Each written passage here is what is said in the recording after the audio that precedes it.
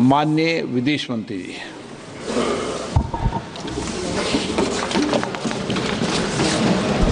Honorable Speaker, sir, I rise to apprise the House of some recent developments in the India-China border areas and their implications for our overall bilateral relations. The House is aware that our ties have been abnormal since 2020, when peace and tranquility in the border areas were disturbed as a result of Chinese actions. Recent developments that reflect our continuous diplomatic engagement since then have set our ties in the direction of some improvement. The House is cognizant of the fact that China is an illegal occupation of 38,000 square kilometers of Indian territory in Aksai Chin as a result of the 1962 conflicts and the event that preceded it. Furthermore, Pakistan illegally ceded 5,180 square kilometers of Indian territory to China in 1963, which has been under its occupation since 1948. India and China have held talks for multiple decades to resolve the boundary issue. While there is a line of actual control, LAC, it does not have a common understanding in some areas. We remain committed to engaging with China through bilateral discussions to arrive at a fair, reasonable, and mutually acceptable framework for a boundary settlement. Honorable members would recall that the amassing of a large number of troops by China along the LAC in eastern Ladakh in April-May 2020 resulted in face-offs with our forces at a number of points. The situation also led to disruption of patrolling activities.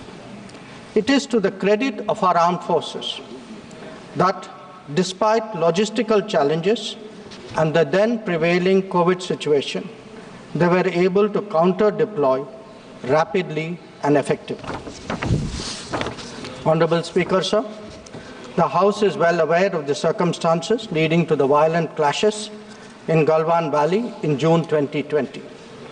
In the months thereafter, we were addressing a situation that had not only seen fatalities for the first time in 45 years, but also a turn of events serious enough for heavy weaponry to be deployed in close proximity to the LAC.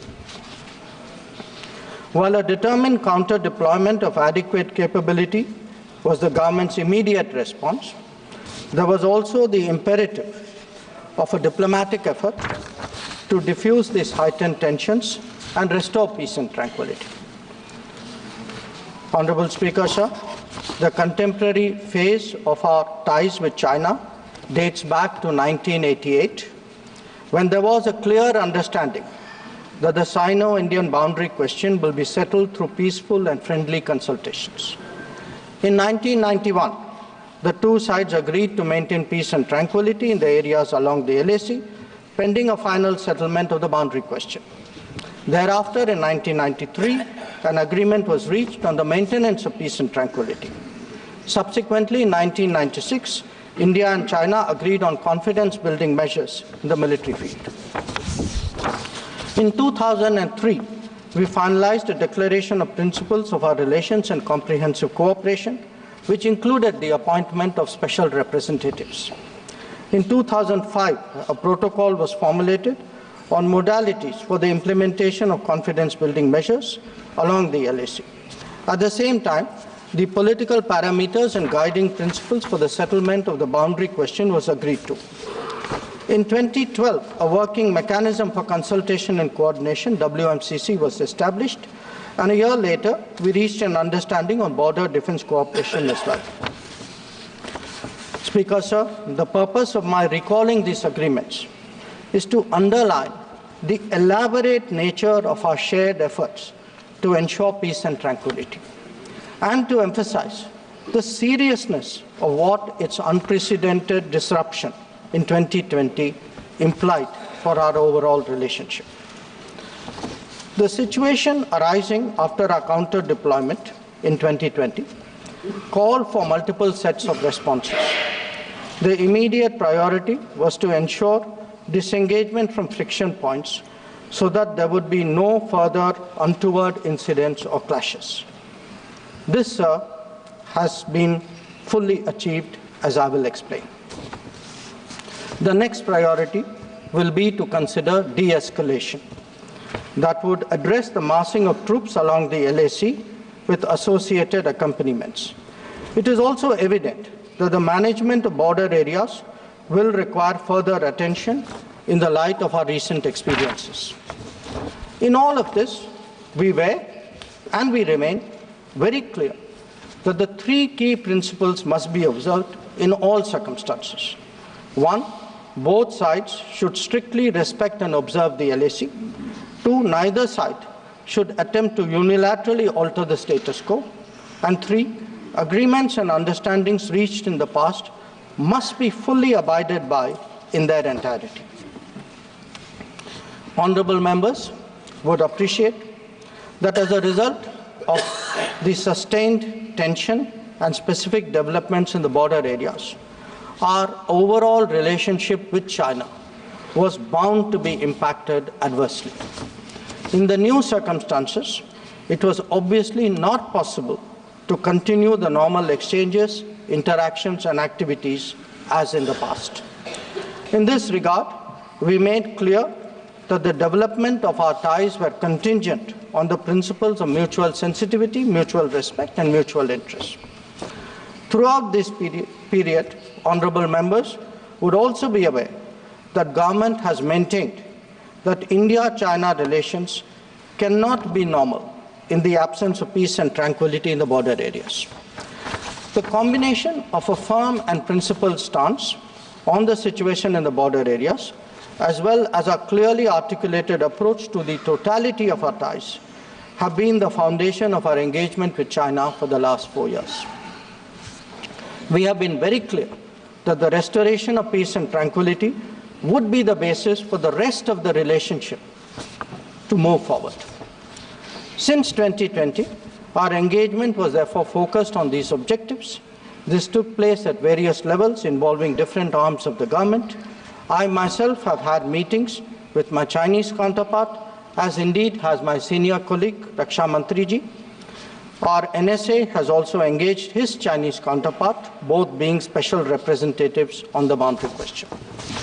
More detailed discussions were conducted by the Working Mechanism for Cooperation and Coordination, WMCC, at the diplomatic level.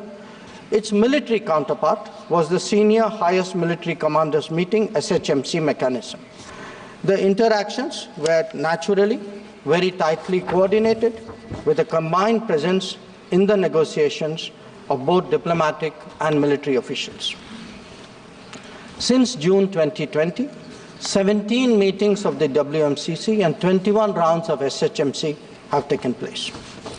So, in this background, I would like, sir, to inform the House today about the agreement reached on 21 October 2024 regarding Depsang and Demchok. The twin considerations of an unstable local situation and an impacted bilateral relationship were clearly the drivers for these recent endeavors. These two areas have been the focus of our discussions in both WMCC and SHMC with the Chinese side since September 2022, when the last disengagement agreement was concluded at Hot Springs area. In the lead up to the October 21 agreement, I had discussed both the specific disengagement issue as well as the larger relationship with my Chinese counterpart in Astana on 4 July and Vientiane on 25 July. Our national security advisors, ours and the Chinese, met in St. Petersburg on 12 September, and the problem in these two areas pertained primarily to obstructions of our long-standing patrolling activity. In Demchok, there was also the question of access by our nomadic population to traditional grazing grounds, as well to sites of significance to the local people. As a result of this recent understanding, arrived at, after intensive negotiations, Resumption of patrolling to the traditional areas is underway. It was initially tested by sending out patrols for verification of disengagement on the ground and is being followed up by regular activities as per the agreed understanding. Following the October 21 understanding, Prime Minister and President Xi Jinping had a meeting on the sidelines of the BRICS summit in Kazan on October 23. They welcomed the understanding and directed the foreign ministers to meet and stabilize and rebuild the relationship. The special representatives are also to oversee the management of peace and tranquility, besides exploring a fair, reasonable, and mutually acceptable solution to the boundary question. In pursuance of that, I recently held discussions with Foreign Minister Wang Yi again on the sidelines of the G20 summit in Rio de Janeiro on November 18. Raksha Mantriji has also met the Chinese Defense Minister Dong Jun at the ASEAN Defense Minister ADMM Plus meeting in Vientiane on November 20. The two ministers discussed progress on the recent agreement on disengagement, the need to address de-escalation, and the requirement of strengthening confidence-building measures. They agreed on the importance of continuing meetings and consultations at various levels. Sir, the House will remember that the October 21 agreement is the latest in the series of an understanding in regard to the resolution of the situation at various friction points in eastern Ladakh. In the aftermath of the events in May-June 2020 and the initial disengagement in Galwan Valley in July 2020, there was a foreign ministers meeting in Moscow in 10 September 2020. The government's position at that time was that the immediate task was to ensure comprehensive disengagement of troops in all the friction areas. It was emphasized that the large concentration of troops along the LAC was not in accordance with the 1993 and 1996 agreements. The Indian side, it was made clear, would not countenance any attempts to change the status quo unilaterally. We also expected that all agreements and protocols pertaining to the management of the border areas would be scrupulously followed. Sir, through you, I would like to inform the House that disengagement has been achieved in full in eastern Ladakh through a step-by-step process, culminating in Depsang and Demchok. With the task of disengagement completed, it is now our expectation that discussions would commence with regard to the remaining issues that we have placed on the agenda. For the benefit of honourable members, I would also flag to your attention previous positions articulated by the government in Parliament on this issue. On 15th of September 2020, Raksha Mantriji had made a detailed statement on Chinese attempts to transgress the LAC and the appropriate response given by our armed forces. On the 11th of February 2021, Raksha Mantri had again briefed the House about our disengagement agreement in the north and south banks of the Pangong Lake. Thereafter, in August of 2021, a third phase of disengagement took place in the area of Gogra, whereby troops would henceforth be in their respective bases. The next step took place in September 2022 pertaining to the Hot Springs area. Again, forward deployments ceased in a phased, coordinated and verified manner, resulting in the return of troops to their respective areas. The most recent agreement, the October 21 agreement, comes in the wake of the earlier ones. It completes the first phase of what we had agreed to in Moscow in September 2020. As members are aware, there is a long history of frictions, transgressions and face-offs in several sectors of the India-China border. This goes back to Barahoti from 1954, to Longju in 1959, to Sumdurongchu from 1986-1995, and Depsang in 2013, amongst others. In the past, earlier governments have agreed to a range of steps to diffuse situations that have arisen at different times, including offers on our side to create demilitarized zones, limited non-patrolling zones, relocation or withdrawal of posts, disengagement of troops, and dismantlement of structures. Different locations have seen different solutions being examined. Where the October 21 understanding is concerned, our objective has been to ensure patrolling, as in the past, to the relevant patrolling points, as well as resumption of grazing by our civilians as per long-standing practice. This is indeed what we have agreed upon in regard to Depsang and Demchok. In a few other places where friction occurred in 2020, steps of a temporary and limited nature were worked out based on local conditions to obviate the possibility of further friction. This, I must stress, applies to both sides and can be revisited as the situation demands. In that sense, our stance has been resolute and firm and serves our national interests fully. The ensuring of our national security in this manner is the result of cumulative and coordinated endeavors of many parts of the government, obviously centered around our defense and security forces. The competence and professionalism of our services in this period was displayed in our speedy and effective counter-deployment. In the negotiations with China, the defense and diplomatic arms worked in lockstep to ensure that our national interests were comprehensively met.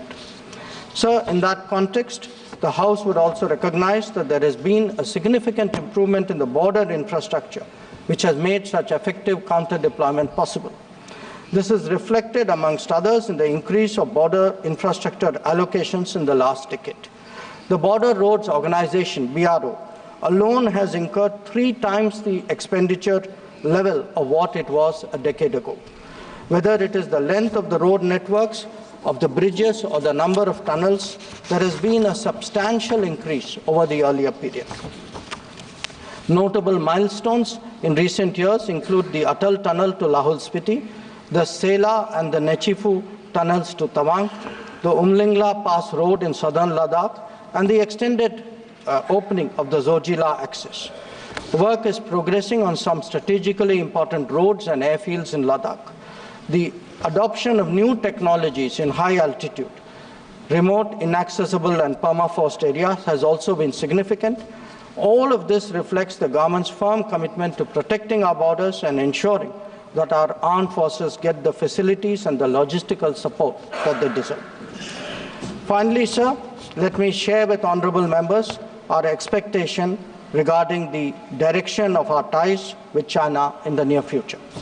Our relationship had progressed in many domains, but was obviously negatively affected by recent events. We are clear that the maintenance of peace and tranquility in border areas is a prerequisite for the development of our ties. In the coming days, we will be discussing both de-escalation as well as effective management of our activities in the border areas. The conclusion of the disengagement phase now allows us to consider other aspects of our bilateral engagement in a calibrated manner, keeping our national security interests first and foremost. In my recent meeting with Foreign Minister Wang Yi, we reached an understanding that the special representatives and the foreign secretary level mechanisms will be convening soon. I thank you, sir, and the honourable members for their attention, and I am confident that the government has the full support in addressing the complexities of this important relationship.